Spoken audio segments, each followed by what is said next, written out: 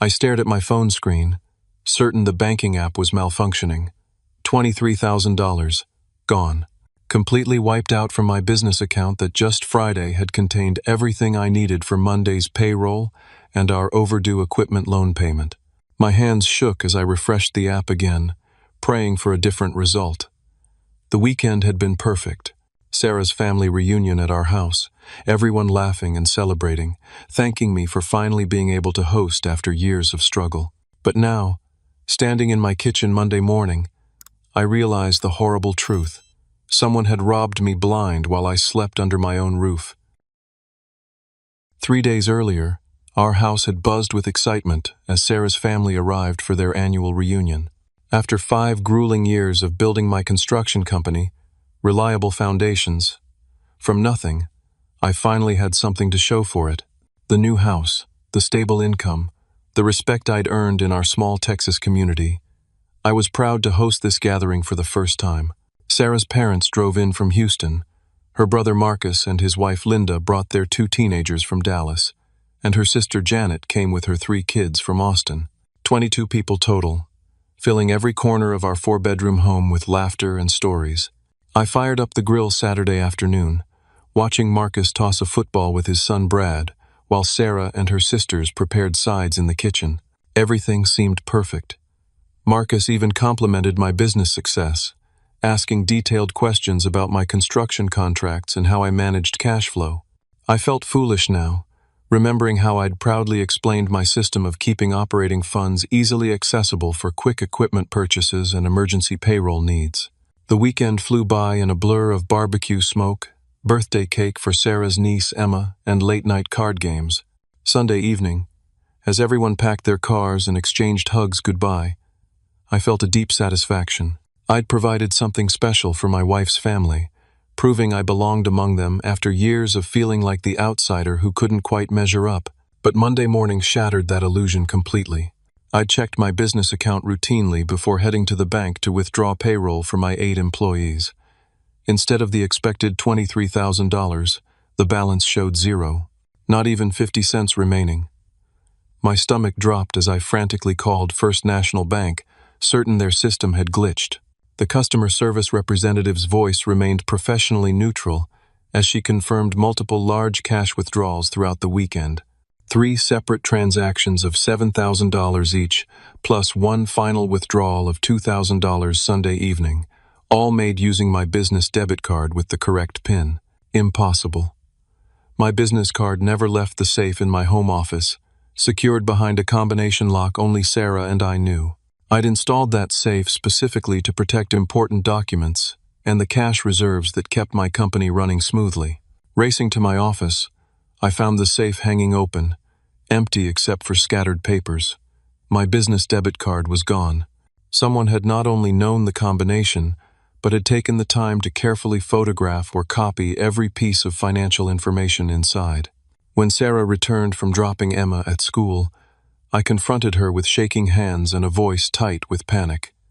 Her face crumpled immediately, tears streaming down her cheeks as she collapsed into our kitchen chair. "Edward, I'm so sorry," she whispered. "My family, they knew about your success, about the money you keep accessible. They've been struggling so much with Dad's medical bills." Before I could process her words fully, Marcus's pickup truck pulled into our driveway. He strolled through our front door without knocking, his wife Linda behind him, both wearing expressions of casual indifference that made my blood boil. "Morning, Edward," Marcus said, settling into my living room like he owned the place. "Sarah mentioned you had some concerns about your bank account." I stood over him, fists clenched. "Where's my money, Marcus? Every damn penny of it." He leaned back in my chair and actually smiled. "We needed it more than you do. Simple as that." The casual cruelty in his voice hit me like a physical blow.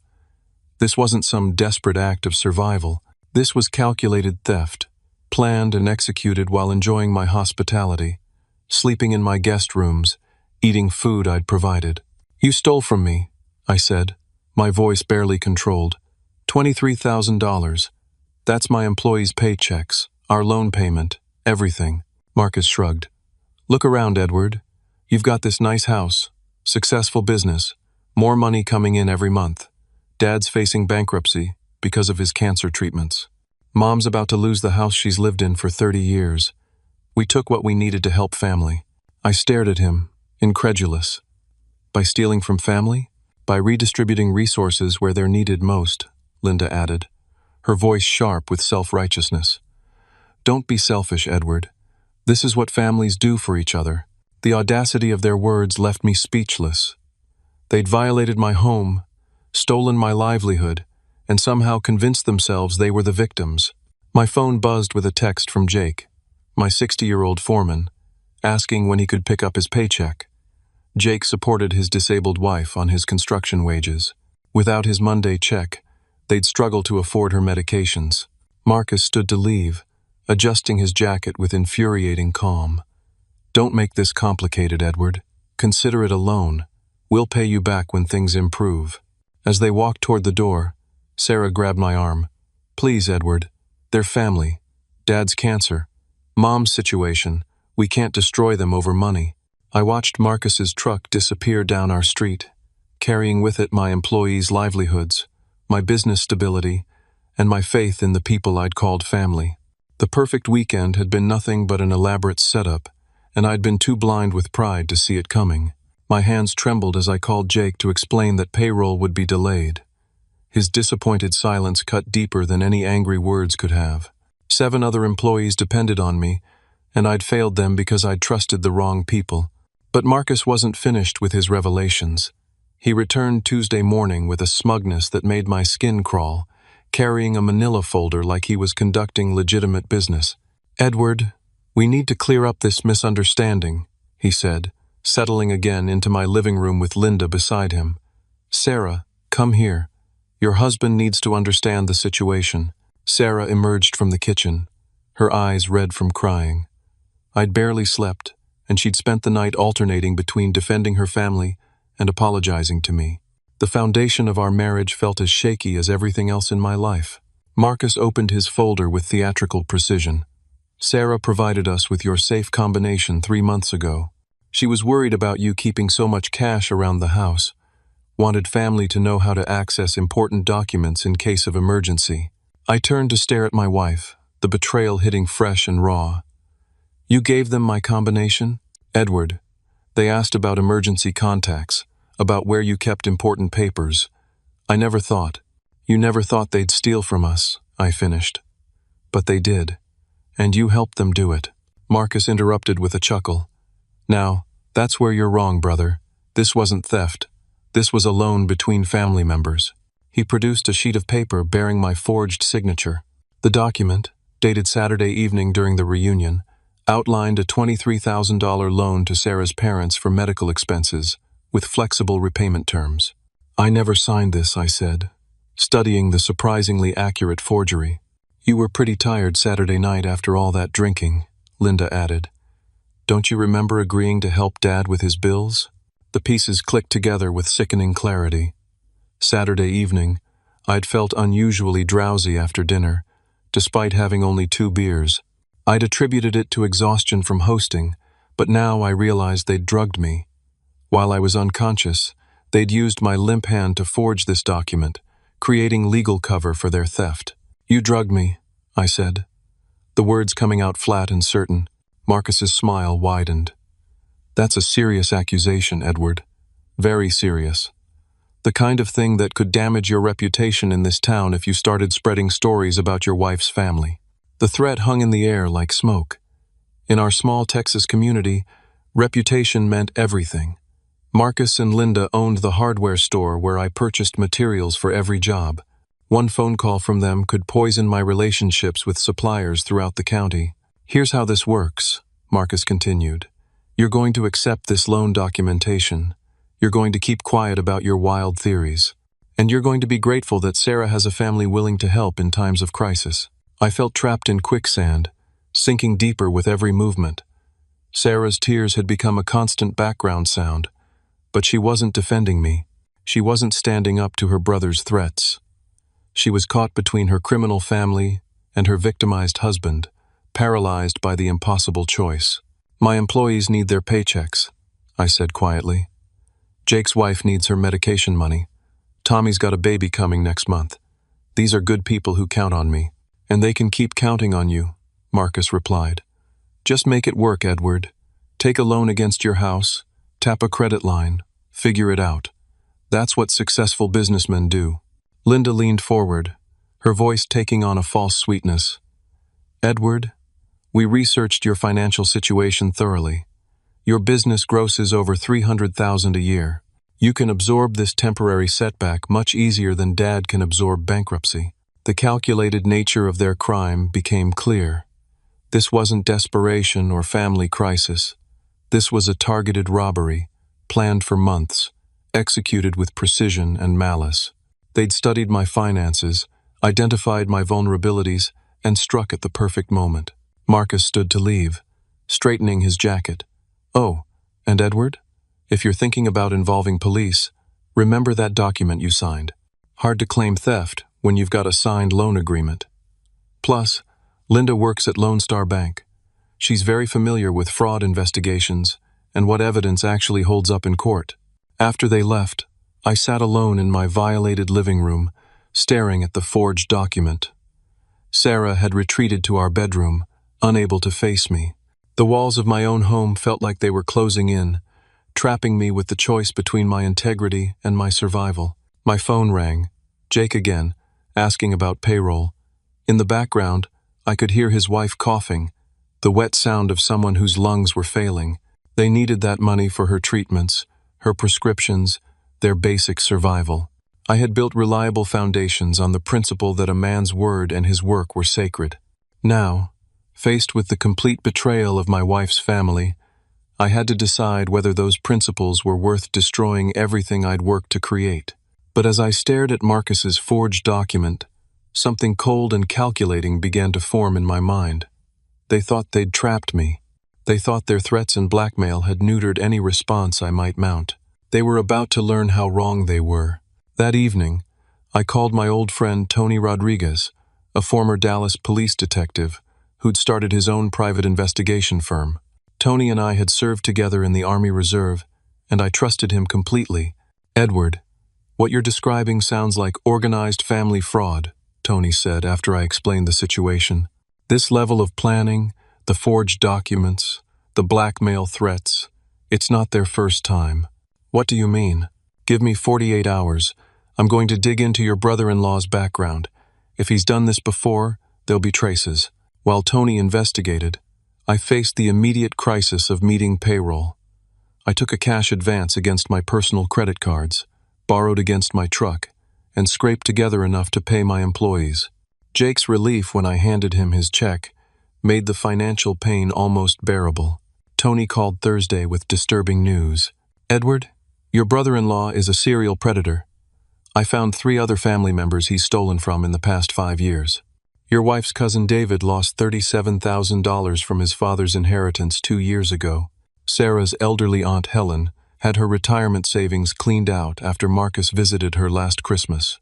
Why didn't they report it? Same pattern. Marcus creates loan documents, uses family pressure to keep victims quiet, threatens to destroy relationships if anyone talks. He's been systematically robbing family members for years. The scope of Marcus's crimes staggered me. This wasn't about medical bills or financial crisis. This was a calculated scheme to steal from anyone foolish enough to trust him. There's more, Tony continued. I ran his credit and financial records. Marcus has massive gambling debts at a casino outside Oklahoma City. He owes $43,000 to a loan shark named Vincent Torino. Your money didn't go to medical bills, Edward. It went to cover his gambling losses. That information changed everything. Marcus wasn't a desperate family member trying to save his father. He was an addicted gambler who'd stolen from his cancer-stricken dad's emergency fund and used family medical crisis as cover for his crimes. I spent the weekend developing a plan that would require significant risk, but could expose Marcus completely. Tony helped me create a false business identity called Coastal Development Solutions, complete with temporary bank accounts and fabricated financial statements, showing substantial liquid assets. Monday morning, I began stage 1 of my trap. While Sarah was at work, I had expensive construction equipment delivered to my house, making sure neighbors would notice.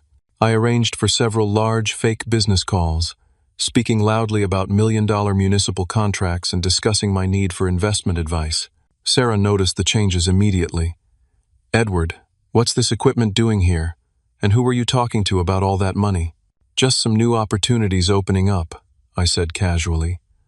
"The municipal contract situation is looking very promising.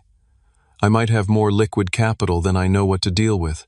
Sarah's family had trained her to gather financial intelligence, and she dutifully reported our conversations back to them. Within days, Marcus called requesting a meeting to discuss investment opportunities that might benefit both of us. We met at Ruby's Diner on Thursday afternoon.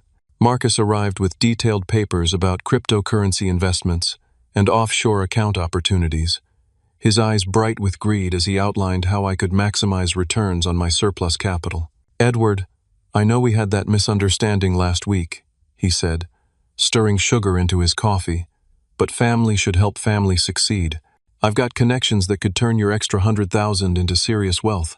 I let him talk, secretly recording every word on my phone. Marcus laid out increasingly elaborate investment schemes, each one designed to give him access to more of my fictional money. He was so focused on his next score that he didn't notice my questions were leading him to admit details about his gambling debts and previous thefts from family members. "The thing is, Marcus," I said, leaning across the diner table, "I'm a careful man. Before I invest with anyone, I like to know everything about their financial situation. I've heard rumors about some gambling problems." His face darkened. "Who told you that?" "Small town, Marcus. People talk. I heard you owe some dangerous people significant money." Marcus glanced around the nearly empty diner, then leaned forward. "Look, Edward, I had some bad luck in Oklahoma City, but that's why I need this investment partnership. Vincent Torino doesn't accept excuses. He wants his money by next Friday, or things get very unpleasant for my family." "How much do you owe him?" $43,000. "But with your investment, I can turn that into enough to pay Vincent and still come out ahead." I nodded sympathetically, knowing I had him exactly where I wanted him. "Marcus, I think we can work something out, but I need to verify some details first. Give me until tomorrow evening, and we'll finalize everything at my house." As Marcus left the diner, practically rubbing his hands together with anticipation, I called Tony with our next steps. Phase 2 of my plan was about to begin, and Marcus had no idea he was walking into a trap 5 months in the making. But first, I had a phone call to make to Vincent Torino. It was time to let Marcus's creditor know exactly where his debtor had been spending his evenings. I placed the call to Vincent Torino from a payphone outside the county courthouse, using information Tony had provided. Vincent's voice carried the flat menace of a man accustomed to collecting debts through intimidation. "Vincent, you don't know me, but I have information about Marcus Thompson. He owes you money, correct?" A long pause. "Who is this?" "Someone who knows where Marcus has been getting his money. He robbed his family this past weekend, took $23,000 from his brother-in-law's business account. He's been bragging about how easy it was. Is that right?" Vincent's interest was clearly piqued. "He's planning another score tomorrow night. Big money this time. Thought you should know he's been holding out on you." I hung up before Vincent could ask questions, but I'd planted the seed I needed. Marcus's life was about to become very complicated. Friday evening, Marcus arrived at my house with Linda and their son Brad. Bringing the teenager was a calculated move, using the boy as an emotional shield against any confrontation. But Marcus had misread the situation completely. "Edward, Linda helped me prepare all the investment paperwork," Marcus said, spreading documents across my dining room table. "Wire transfers, cryptocurrency wallets. Everything's ready for your $50,000 initial investment." I studied the papers, all elaborate fakes designed to steal whatever money I transferred. "Marcus, before we proceed, I need to address something. I know about Vincent Torino." Marcus's face went white. Linda grabbed his arm, her composure cracking. "I know about your gambling debts," I continued. "I know you stole my money to pay Vincent, not to help your father's medical bills. I know you've been robbing family members for years." Marcus shot to his feet, panic replacing his earlier confidence. "Edward, you don't understand the situation. Vincent's people are dangerous. They've threatened Brad, threatened Linda. I had no choice. You had a choice not to gamble away your family's security. You had a choice not to steal from people who trusted you. Linda's voice came out small and frightened. Edward, please, if Vincent doesn't get his money, he'll hurt our children. That's when I revealed my hand. From my kitchen cabinet, I pulled out a manila folder containing copies of everything Tony had discovered. Bank records showing Marcus's gambling transactions, statements from his previous victims, documentation of his systematic theft from family members. I've been investigating you for 2 weeks, Marcus.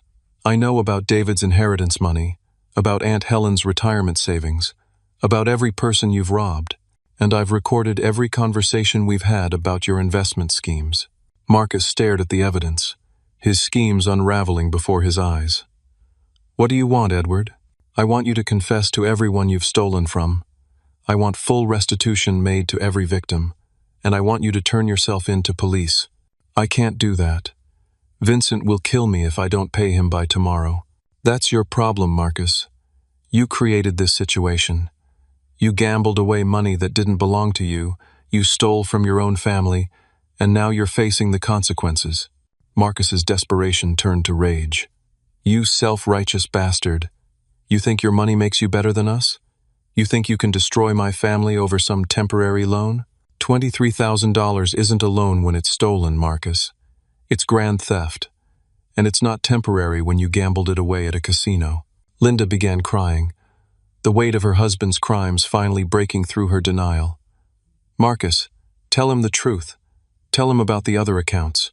Shut up, Linda. What other accounts? I demanded. Through her tears, Linda revealed that Marcus had been hiding money in accounts under his children's names, skimming cash from their hardware store, even stealing from his church's building fund. The scope of his theft was staggering. That's when we heard the vehicles pulling into my driveway.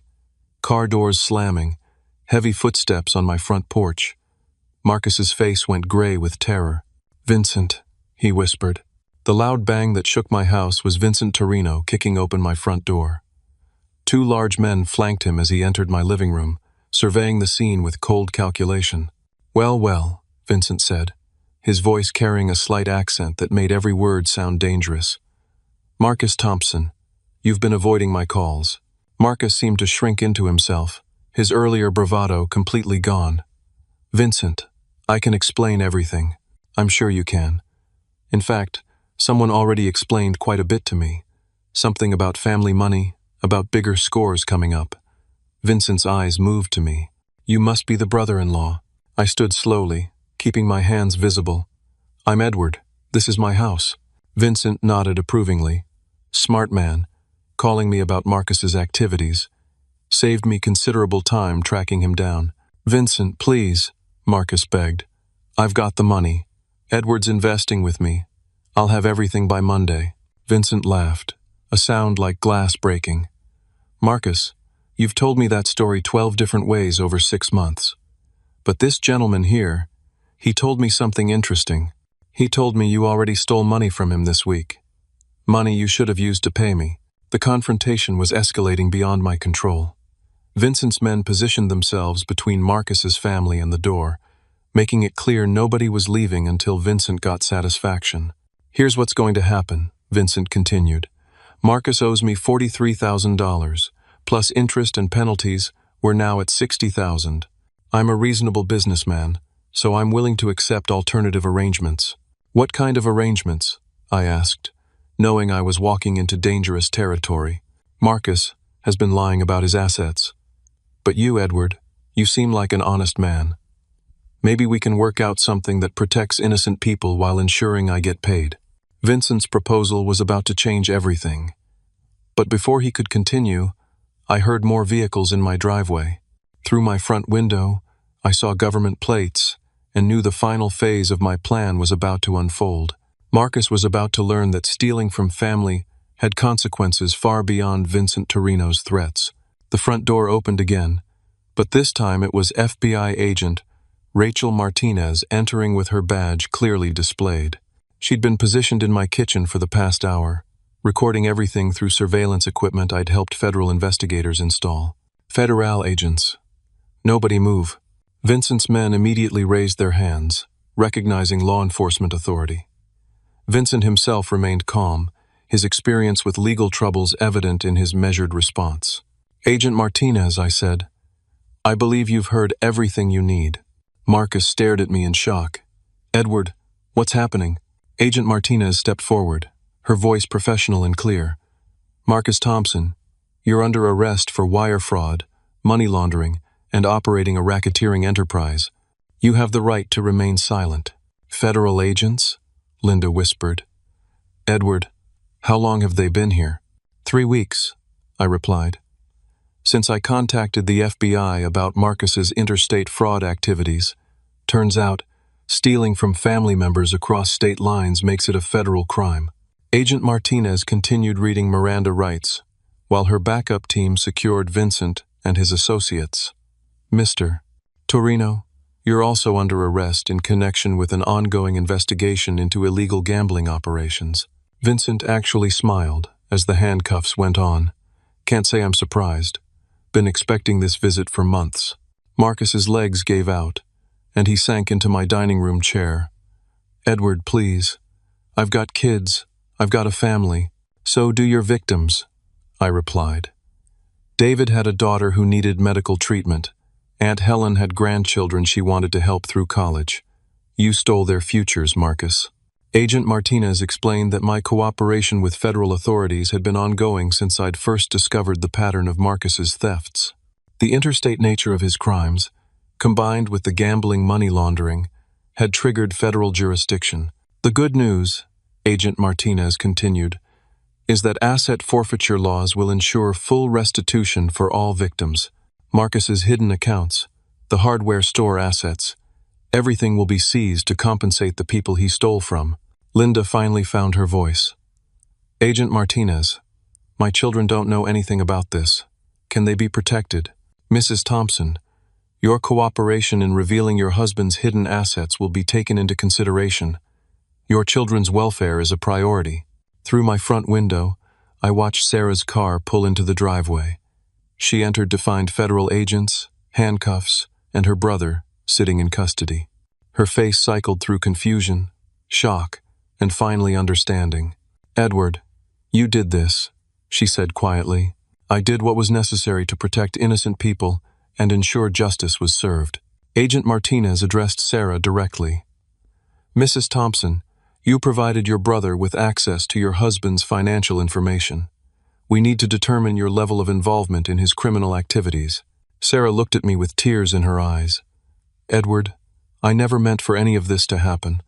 I thought they just needed help." "Sarah, you have a choice," I said. "You can testify honestly about what you knew and when you knew it, or you can face charges as an accomplice. But I won't lie to protect criminals anymore, even if they're your family." Marcus's son, Brad, stepped forward, his young face showing courage beyond his years. "Agent Martinez, my dad has been doing bad things for a long time. I want to tell you everything I've seen." The boy's willingness to tell the truth about his father's behavior was heartbreaking and inspiring. Linda made her decision in that moment, choosing to protect her children by cooperating fully with investigators. Over the following hours, the full scope of Marcus's crimes emerged. He'd been stealing from family members, customers, his church, and various business partners for over a decade. The federal investigation revealed a pattern of fraud across 4 states, affecting dozens of victims. My $23,000 was just the latest in a long string of thefts that Marcus had disguised as family emergencies, investment opportunities, or temporary loans. He'd built an entire lifestyle on other people's money while presenting himself as a successful small business owner. Agent Martinez explained that federal prosecutors would seek significant prison time given the pattern of victims and the amounts involved. Marcus's gambling addiction would be considered during sentencing, but wouldn't excuse the systematic nature of his crimes. "Mr. Edward," Agent Martinez said as the arrests were completed, "your cooperation and evidence gathering were instrumental in this case. The recording equipment, the financial documentation, your willingness to wear a wire during meetings, all of it will ensure these victims see justice." As Marcus was led away in handcuffs, he looked back at me one final time. Edward, I'm sorry. I know you won't believe me, but I never wanted to hurt you. Marcus, you didn't just hurt me. You hurt everyone who trusted you. Your parents, your wife, your children, every person whose money you stole. The tragedy isn't that you got caught. The tragedy is that you chose this path in the first place. The house felt strangely quiet after the federal agents and their prisoners departed. Sarah and I stood in our living room, surrounded by the remnants of the investigation, facing the reality that our marriage had survived the worst betrayal either of us could imagine. Edward, Sarah said softly, I need to testify against Marcus, don't I? Only if you want our marriage to survive. I can forgive being manipulated by a master criminal, Sarah, but I can't forgive choosing to protect criminals over doing what's right. She nodded, understanding the crossroads we faced. Our marriage could survive Marcus's betrayal, but only if we rebuilt it on a foundation of complete honesty and shared commitment to justice over family loyalty. The hardest part was over. Now came the work of healing, rebuilding, and ensuring that Marcus's victims received the justice they deserved. 6 months later, Marcus's federal trial concluded with a conviction on all counts.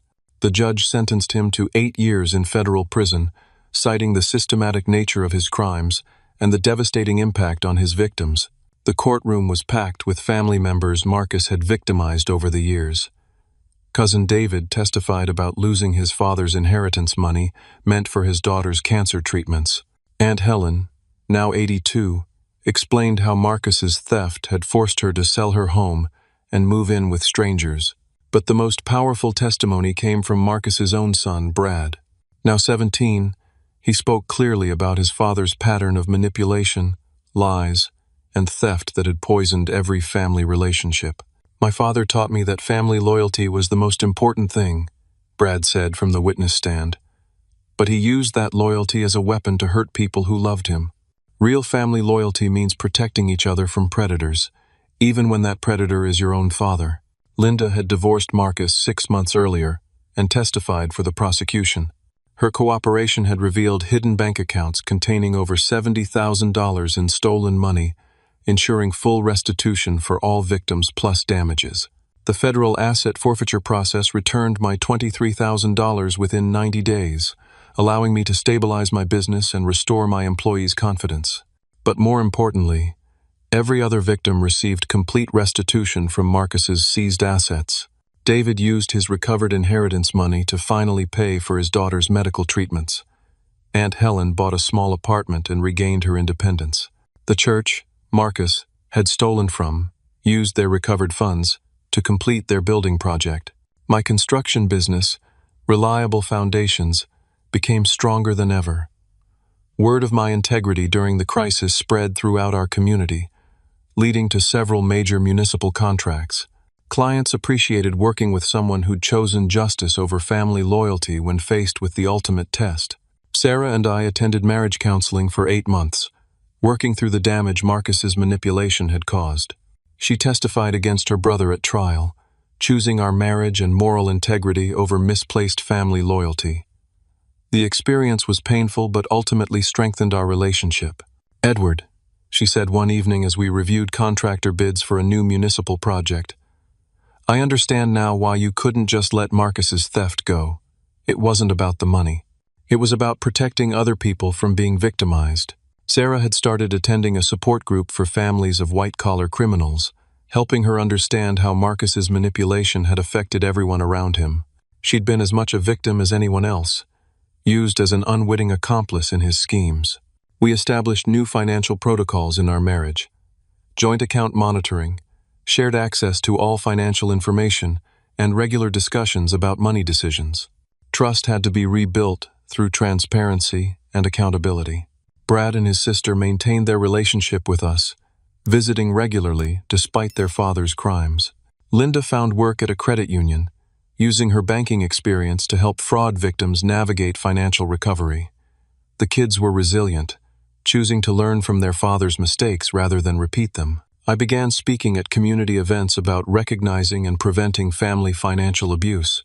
Law enforcement agencies invited me to share my experience with other fraud victims, helping them understand that seeking justice wasn't betrayal but protection. The hardest thing about family financial abuse, I told audiences, is that victims feel guilty for seeking justice. We're taught that family loyalty means protecting each other, even from consequences. But real love sometimes means allowing people to face the results of their choices. The case led to new state legislation strengthening penalties for financial abuse between family members. Marcus's systematic theft had highlighted gaps in existing laws that prosecutors could now address. Jake, my 60-year-old foreman, became more than an employee during this period. His unwavering support during the crisis, his understanding when payroll was delayed, and his loyalty when other contractors tried to poach my workers earned my deep respect and friendship. "Edward," Jake said as we completed a major school renovation project, "what you did took real courage. A lot of men would have just absorbed that loss and moved on. But you fought for what was right, even when it cost you." My relationship with Sarah's parents required careful rebuilding. They'd been as shocked as anyone to learn about Marcus's crimes, genuinely believing their son was helping the family through medical financial crisis. Their cancer treatments were ultimately covered through legitimate assistance programs I helped them access. Agent Martinez told me the federal case had become a model for investigating family financial fraud. The evidence-gathering techniques, the use of recording equipment, and the cooperation between victims had created a template for future prosecutions. "Mr. Edward," she said during our final interview, "your case proved that family financial predators can be stopped when victims refuse to stay silent." Marcus had been stealing for over a decade because his previous victims chose family loyalty over justice. You broke that cycle.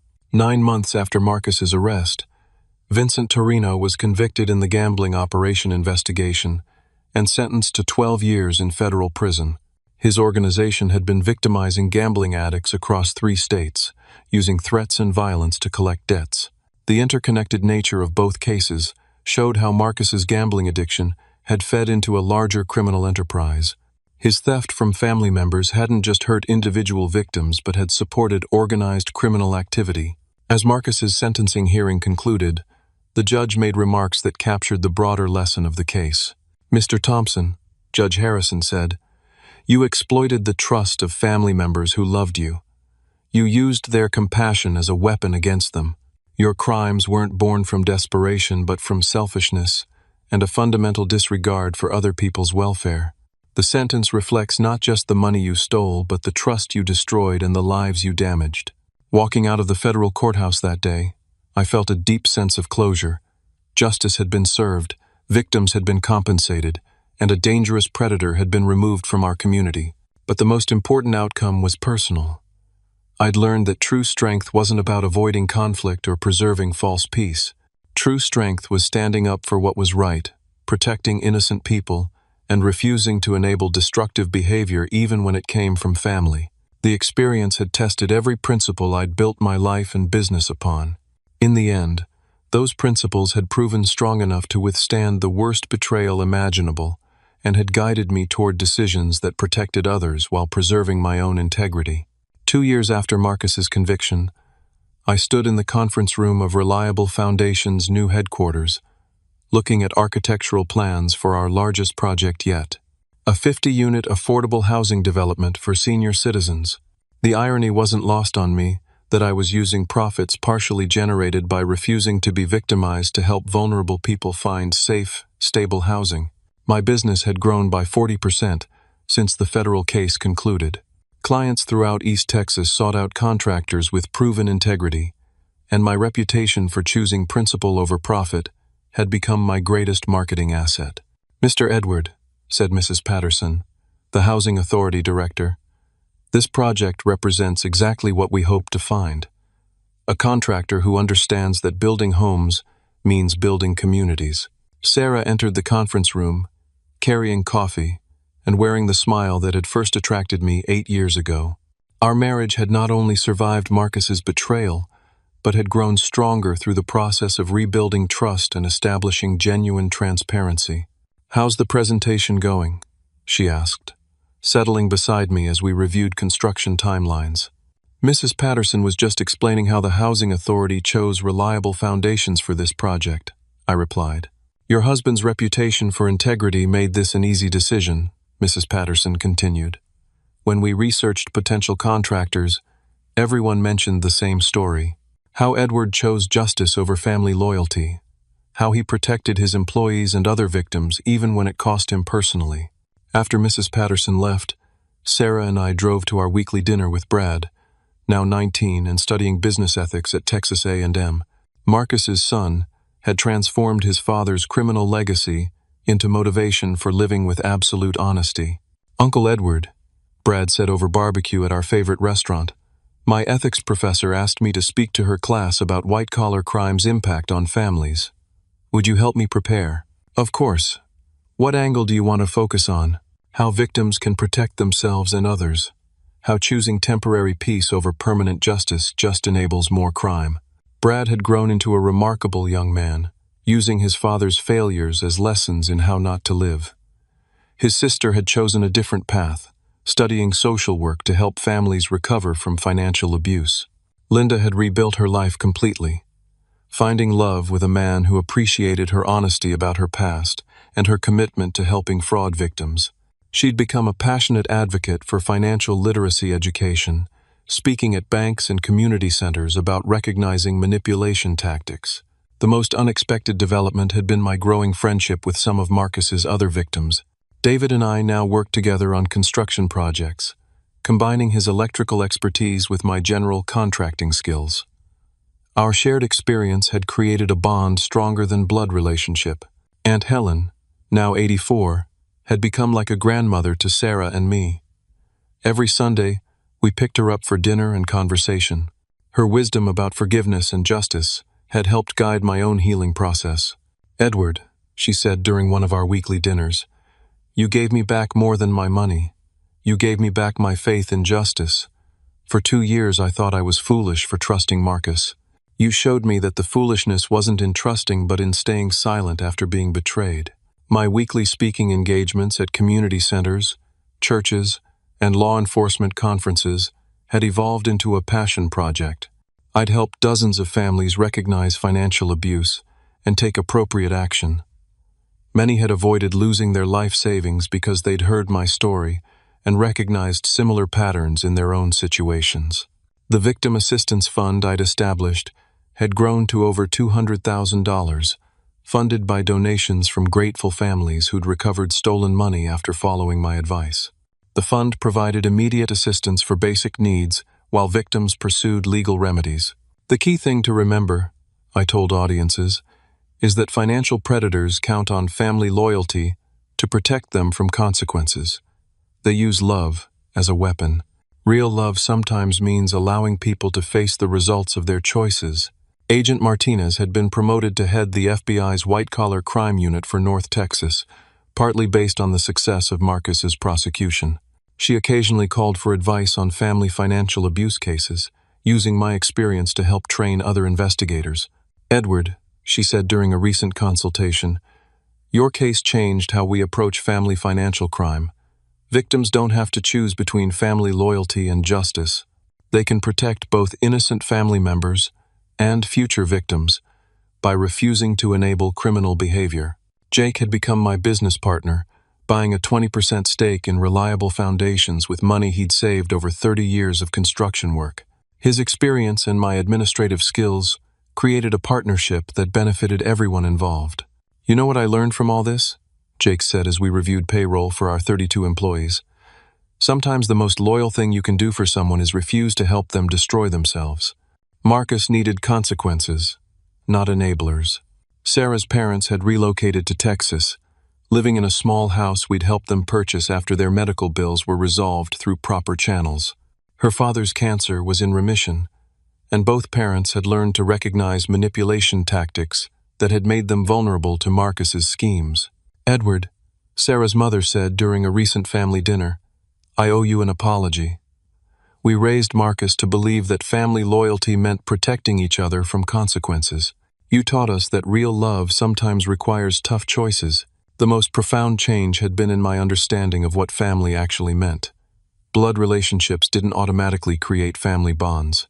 Trust, respect, shared values, and mutual support created family. Marcus had forfeited his place in our family through his choices, while people like Jake, Tony, and Agent Martinez had earned places through their actions. 3 years after the federal trial, Marcus wrote me a letter from prison. He'd completed addiction counseling, earned his GED, and was working in the prison library. His letter expressed genuine remorse and acceptance of responsibility for his crimes. "I understand now that I used family loyalty as a weapon," he wrote. "I exploited people's love for me to steal their security and peace of mind. You were right to stop me, Edward. I needed consequences to learn that my actions had victims. I hope someday to earn forgiveness, but I understand if that's not possible." Sarah and I discussed whether to respond to Marcus's letter. After much consideration, we decided that forgiveness was possible, but restored relationship would require years of demonstrated change and genuine restitution beyond court-ordered payments. "Forgiveness doesn't mean pretending his crimes didn't happen," Sarah said. "It means choosing not to let his destructive choices continue poisoning our lives." Brad graduated summa cum laude with his business degree and joined Reliable Foundations as a project manager, specializing in affordable housing development. His father's crimes had motivated him to use business skills for community benefit rather than personal enrichment. "Uncle Edward," Brad said during his first week of work, "I want to spend my career building things that help people rather than tearing down what others have built. Dad showed me what not to do. You've shown me what's possible when someone chooses integrity over easy money." The affordable housing project was completed 6 months ahead of schedule and under budget. The 50 senior citizens who moved into their new homes included 2 of Marcus's victims, David's mother and a church member whose building fund contribution had been stolen. At the dedication ceremony, Mrs. Patterson presented Reliable Foundations with a Community Service Award, recognizing our commitment to ethical business practices and community development. "This project represents more than construction," she said.